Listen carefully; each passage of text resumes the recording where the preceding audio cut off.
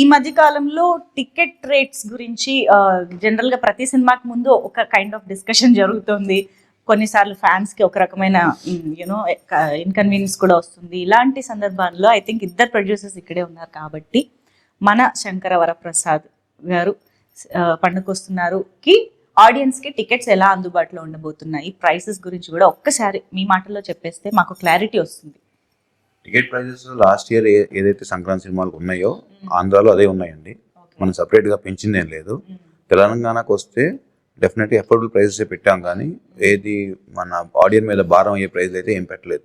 అన్ని చూసుకుని అన్ని సినిమాల కన్నా చెప్పాలంటే పెద్ద సినిమాలతో పోలిస్తే వాటికన్నా తక్కువ రేట్లే మనం తీసుకొచ్చాం.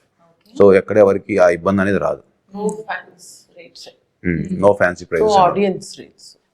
Okay, very very affordable family audience అందరూ కలిసి. మీరు మన సోషల్ మీడియా చూసినా పొద్దున్న మేము చూస్తున్నాం, డెఫినెట్ గా అందరూ కూడా అఫోర్డబుల్ ప్రైస్ అని రాస్తున్నారు. ఎవరు దాని గురించి నెగిటివ్ గా అసలు ఎక్కడ లేదు. They are happy also. So clear, మనకి ఎటువంటి హైరాణ లేదు. హ్యాపీగా అందరూ కలిసి హ్యాపీగా చూడొచ్చు. అసలు మొత్తం అందరు రిలేటివ్స్ తోటి బల్క్ బుకింగ్స్ చేసుకుని వెళ్ళొచ్చు. 25 టికెట్లు. మేము ఒకవేళ నిజంగా మాకున్న మైండ్ సెట్స్ కూడా ఏదో ఆడియన్స్ మీద బర్డెన్ వేసేద్దాం మైండ్ సెట్స్ ఎవరికి లేదు ఇక్కడ. అసలు ముందు ఆయన ఒప్పుకోడు. ఆయన ఎందుకంటే నా సినిమా అంటే 10 మంది 20 మంది చూస్తారు అసలు అనేది మా అందరు కూడా అదే ఉంటుంది. ఆయన కూడా ఒప్పుకోడు. టికెట్ చిరంజీవి గారు కూడా స్ట్రిక్ట్ గా చెప్పిన విషయం అది.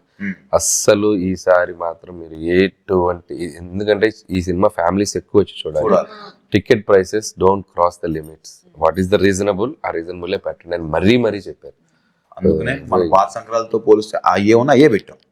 దాని నుంచి ఎక్కువ చేసింది ఏం లేదు. సూపర్.